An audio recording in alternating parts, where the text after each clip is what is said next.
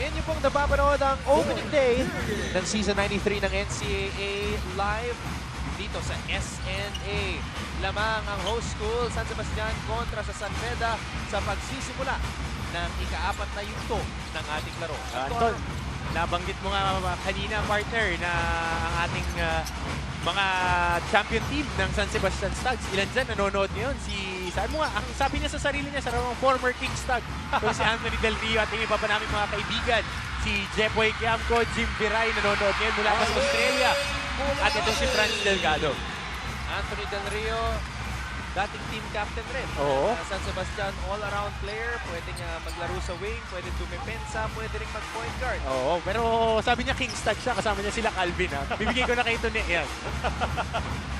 King Stag talaga. Siya yung kapitan. Mocon!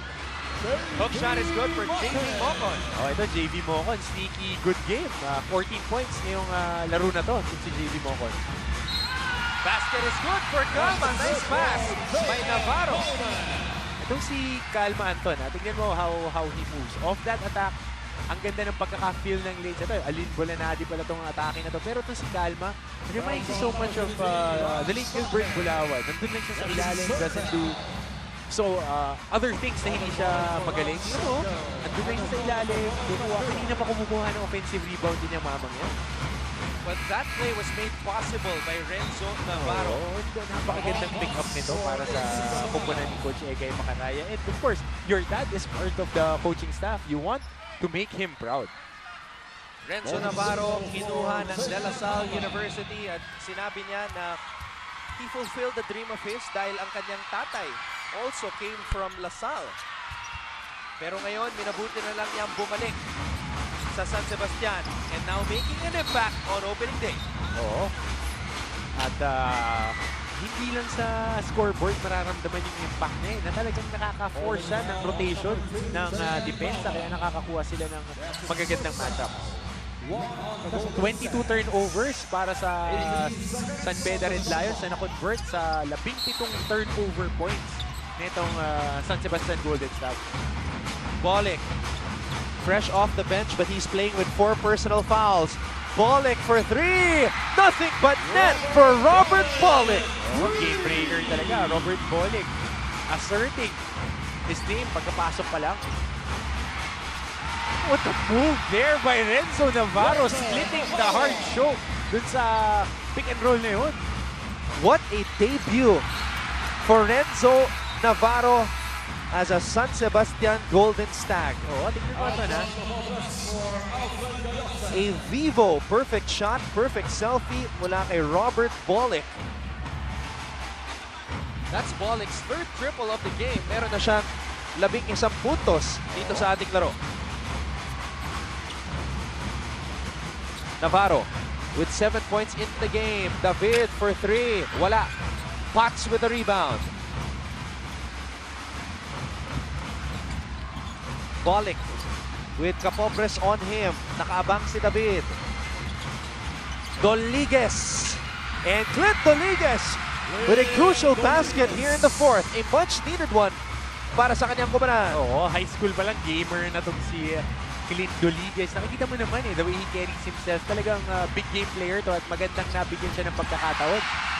At grabe yung tapat na pinakita ni Jason David. Nagpakawala ng 3. Oo, kung yung tira niya kanina hindi niya nakuha ngayon, Jason David nakakuha ng 3-point shot. Gusto niya ata yung may pantay. David, dinipensa ng atake ni Bolick. And a foul from behind by Bulanadi, who feels that he got all ball.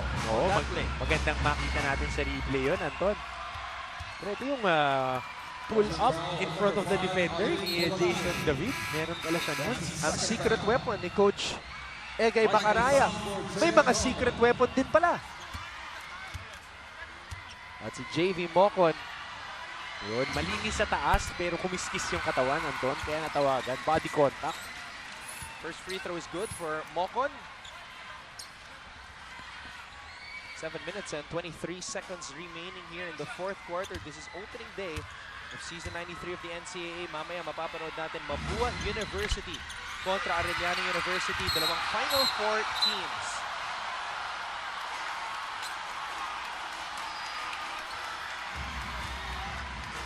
Hardcore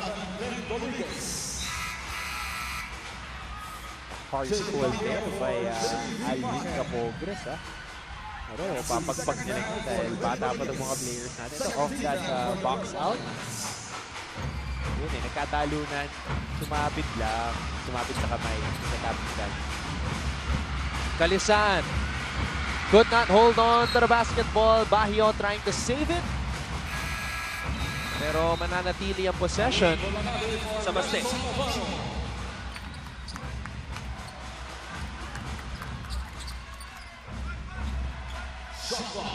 Ang dalawang koponan ito susubukang buhayin muli ang Beda Baste Rivalry. 3 straight times in the finals mula 2009 hanggang 2011. Oo, at meron pang time nun, ng early 90s, magpinsan, naglaro sa magkabilang school. Si Makapagal, saka Mark Makapagal nun, nagkatapat pa yan nung kalakasan din ng San Beda. Devon Potts, badly missing that shot. Gives it up to Bolick for 3. Kapos. Potts with a board. Back to Bolick. Bolick drives and Bolick could not put it down but he will head to the line. Oo, matatawagan ng foul doon si RK Ilagan of that penetration. Alright, let's go back quickly sa ating kasamang si Roxanne Montelegre. Anton, Coach Hammer, alam nyo ba na sa kalye nagsimula naglalarong nakapaa si Robert Bolick sa Ormoc? Kaya ang motivation niya sa kapwa players niya, never take anything for granted. Dagdag pa ni Coach Boyd Fernandez sa last stretch ng game na ito, we have the height advantage and we have to make use of it. Pero ang sagot naman ni Coach Egay Macaraya, effort trumps talent. Kaya naman we have to out-hustle the other team and we have to show that we have the bigger heart. So with this heart-stopping game na magandang regalo sa unang opening day ng NCAA, aalamin natin sino ba ang mananaig, ang nasa kupunan ba ni Coach Egay Macaraya ng mga hardworking players o sa Red Lions din na lahat nagsimula rin sa humble beginnings. Alamin natin mamaya yan, Coach Hammer, Anton? Tama ka, Roxanne. Humble beginnings nga. Robert Bolick, ang kanyang kwento. From Ormoc City, ang kanyang inspirasyon, ang kanyang nanay na si Zenny Bolick. And what an off-season he had, Coach Hammer. D-League champion, MVP, nag-ensayo pa kay Jordan Lawley, NBA skills trainer sa Irvine, California. Sinabi ni Robert Bolick, it was 1 week of hell. Devon Potts for 3. Mr. Fourth Quarter is back. Devon Potts finally making another shot. And San Beda has reclaimed the lead. 62-60. Magbabalik po ang opening day ng NCAA Season 93 dito lang sa SNA.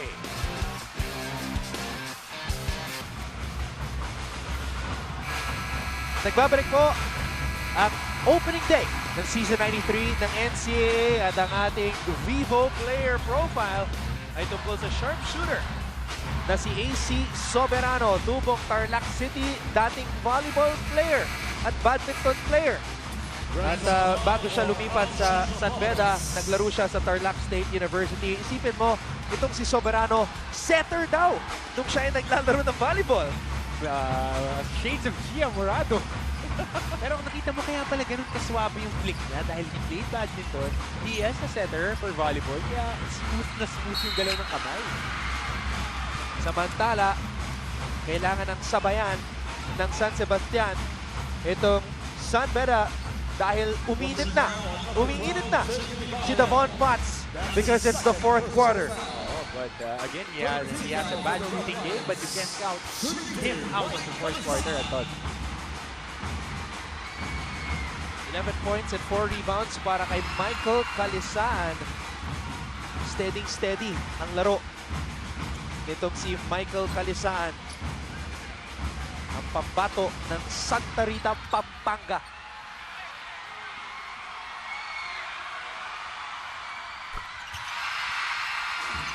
Tie game, 62-all.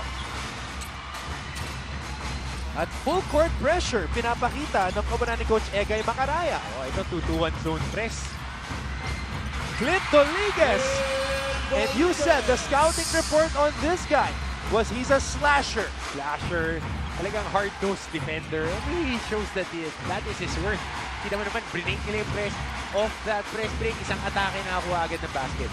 2 taon naghintay itong si Doliguez para makapaglaro. And he gets a rebound right here off of that Navarro miss.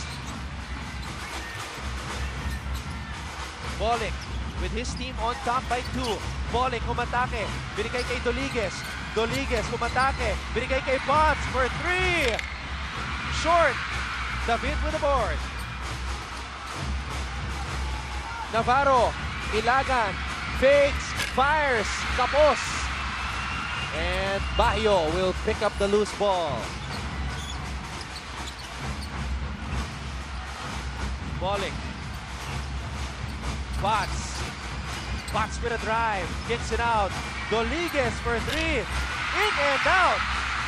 Almost, but not quite. Para dito kay Clint Doliguez. But you see talagang ang laki ng puso nitong batang doon. Nabigyan ng pagkakataon yan. Crucial stretch ng laro for a rookie na mabigyan ka ng pagkakataon na ganyan.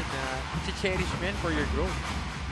Ibinahagi nga sa ating kanina ni Roxanne ang kwento tungkol kay Doliguez who played in clutch situations during the off-season.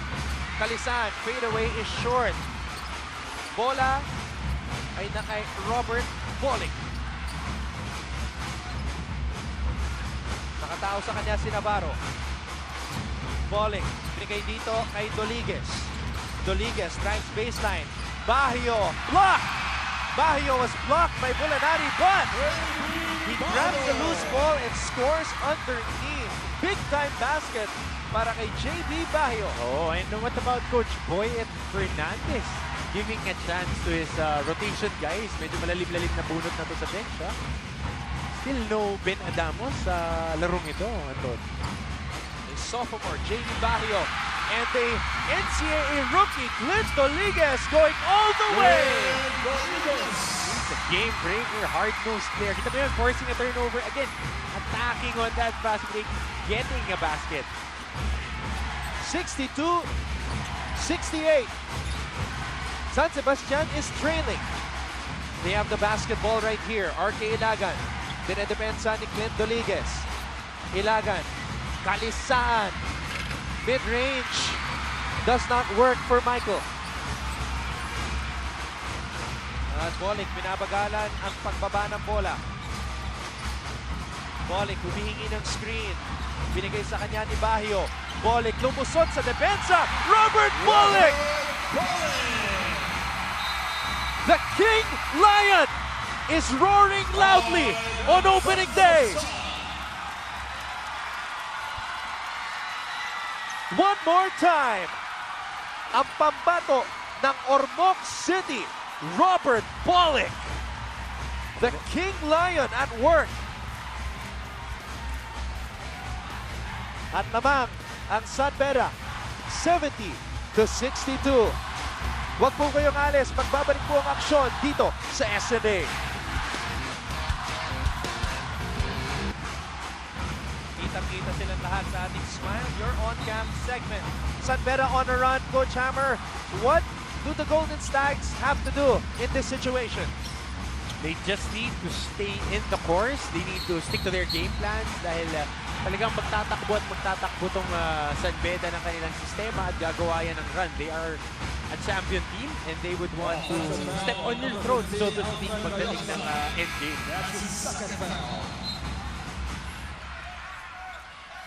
Costly foul there by San Sebastian. Babalik ang bola dito sa Red Lions. 2 minuto at 20 segundo na lang ang nalalabi dito sa ika-4 na yugto ng ating laro. Michael Are with intense defense on Bolick. Bolick nakalusot. Bolick able to draw a foul.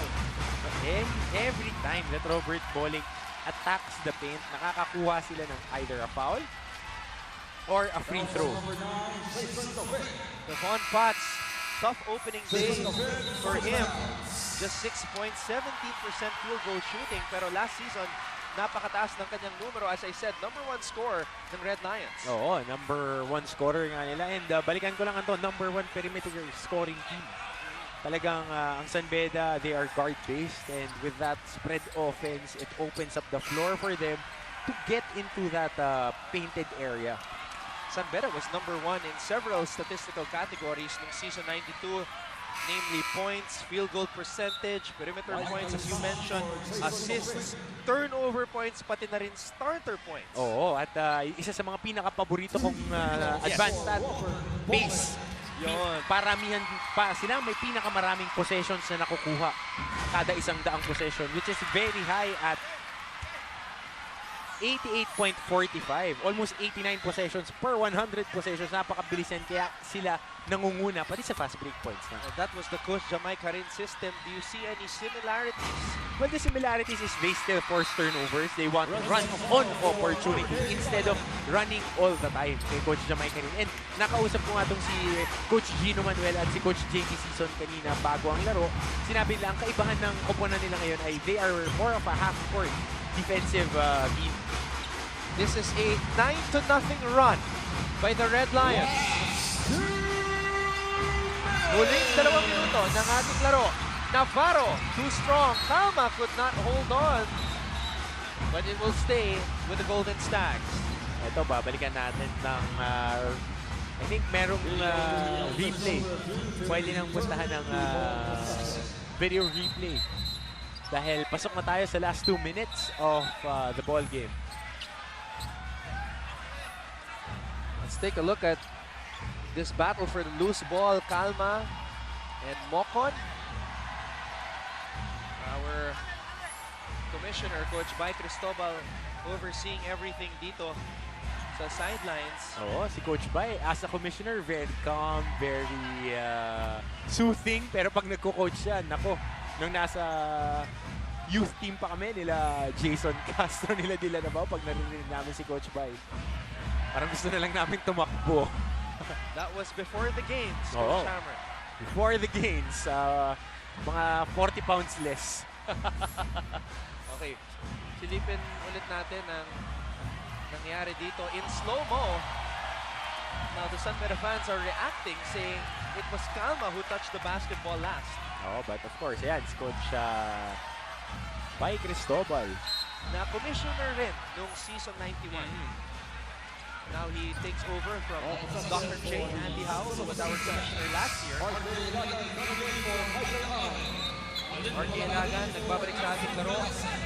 Obviously for offense, and that's outside sniping. Bulanati also coming in for offensive purposes. Lalabas muna si Gayosa, but do it all forward.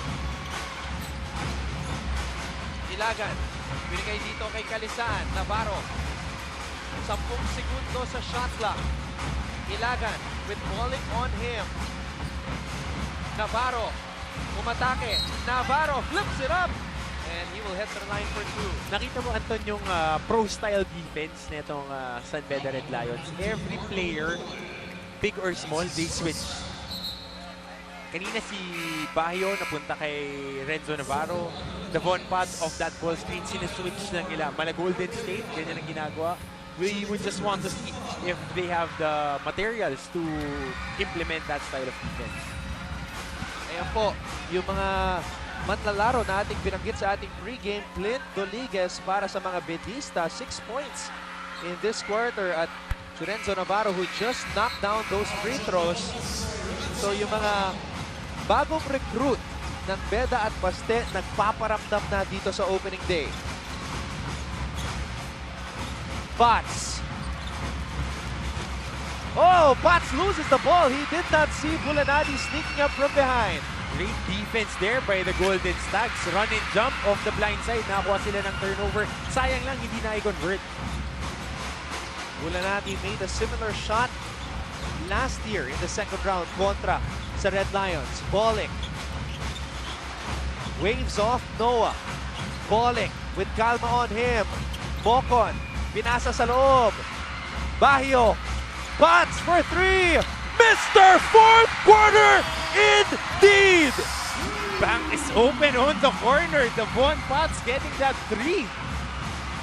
Showing up in the fourth quarter. Nasabi mo, Anton. Capobres, Capos. And the ball will stay with San Sebastian. Ang ganda ng recognition eh. Dribbling. Ito si Bayo, medyo nawala pa yung bola. Corner read. Great shot by Devon Potts right there. Whose quarter is it? It's Devon's quarter. 74-64. 10-point lead para sa Red Lions. Navarro answering that triple by Potts. Oh, almost an arm length away from the line. Itong si Renzo Navarro. Very impressive on his San Sebastian Golden Stags debut. Bolick milking the clock. Bolick looking for the dagger. He gives it to Devon. In and out. Bahio fakes and is able to draw a foul at nagkakainitan na po sa ilalim.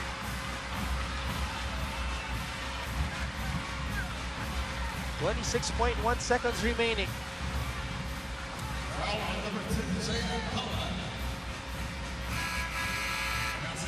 Wala ng timeouts ang San Sebastian. Meron pang dalawa ang San Beda. Ito magandang obserbahan itong lineup na to ng San Beda. All Filipino lineup, Anton. Everyone is quick and could switch on a dime. Dahil meron pa tayong 26 seconds, we've seen crazier things in basketball, Anton. JB Bahio. Grabe yung tiwala na binigay sa kanya ni Coach Boyet Fernandez. This is a guy who came into the season late. Initially a reserve. He got the spot of Donald Tangwa at ngayon earning his minutes on opening day of season 93. Oo, yan yung inaantay ng kahit na sinong player eh. Bigyan ka ng kumpiyansa ng coach, bigyan ka ng confidence at trust. Dahil hindi lahat nakakakuha ng ganyan eh. Pag nabigyan ka, yun eh, nasa sa iyo na lang kung paano mo gagamitin. The Red Lions fans are hoping to celebrate an opening day win. Ito ang kanilang unang pagsubok sa kanilang misyon na maidepensa ang kanilang corona. But hats off to the host school, San Sebastian, for putting up a fight. This will be their last stand right here, Coach Hammer. Oh, well, the San Sebastian Golden Stags have made a good account of themselves. Really a team to watch out for. They play tough, they rotate on defense, they run the floor hard. Those are teams na nakakatakot kalaban eh. Dahil they come always prepared and intense when you play against them. Coach Egay Macaraya kinakausap itong si Alin Bulanadi na sinusubukan na makabalik dito sa laban na to. Nunu Noah also waiting to check in. At in-adjust na rin ang ating oras. 26 na segundo, yan ang oras na nalalabi dito sa ika-4 na yugto ng ating laban. Are nasa loob, kasama si Navarro, kasama si Ilagan, pati na rin si Kalisaan at si Calma. Yan po ang 5 ni Coach Egay Macaraya. Sa depensa naman, para sa San Beda, nandyan si Potts, Doliguez, Bolick, Bocon at Bahio. Tuloy ang ating laro. Navarro, shaking and baking. Navarro puts it up. No, Bahio with a board. And Devon Potts will give it up to Robert Bolick. And the Golden Stags won't foul. Hats off to the Golden Stags. I really am impressed with the way that they played. They were very hard, but again, the San Beda Red Lions were just too deep in the fourth quarter. Devon Potts showing up. The game was tied at 62 all bago nagpakawala ng 9-0 run ang Red Lions, led by Bolick with contributions from Potts and Doliguez. And San Beda's defense also held San Sebastian to only 1 field goal made in the last 7 minutes and 42 seconds of the game. Kaya naman, ang Red Lions, ang defending champions, ang nagtagumpay dito sa opening day kontra sa host school ng season 93, ang San Sebastian. The final score, 76-67. And our chair for PGM, tangkad-sagad score of the game, is JV Mocon. Oh, Anton, JV Mocon really embracing that leadership role. Tingnan mo naman, unang panalo nila ngayong taon. JV Mocon top scoring for the Red Lions and really asserting himself underneath the basket. At syempre, ang ating player of the game ay walang iba kung hindi ang bagong King Lion ng San Beda, Robert Bolick. Oh, Robert Bolick, again, playing hampered with 4 personal fouls. Napakaganda nung pagbulusok niya pagbalik. Yun yung nagbigay ng leverage sa kanila para makakuha ng panalo. 15 puntos, 4 na rebounds at 2 assists. Robert Bolick, nakita ko siya kanina at the end of the game, not too happy about his performance. He knows he can do a lot more para sa kanyang kupunan. Pero ang maganda dito, 15 points. This is just the start of a new opportunity to defend the crowd para sa San Beda College. Oh, at Robert Bolick, again, arguably one of the best players natin ngayong taon na to, Anton. Makikita natin sa mga darating na laro kung hahawakan ba talaga niya yung titulo na yan. Magpapatuloy ang opening day dito sa Mall of Asia Arena. Mapua University haharap sa Arellano University sa aming pagbabalik. Muli, nagtagumpay ang San Beda kontra sa San Sebastian 76-67 sa ating bueno manong bakbakan sa ating men's basketball tournament ng Season 93 ng NCAA. Sa ngalan ni Direk Raul de Ocampo, Coach Hammer, Martin Antonio at Roxanne Montealegre, ako po ang inyong lingkod, Anton Rojas, nagpapasalamat sa inyong panonood ng Season 93 ng NCAA Strong on S&A.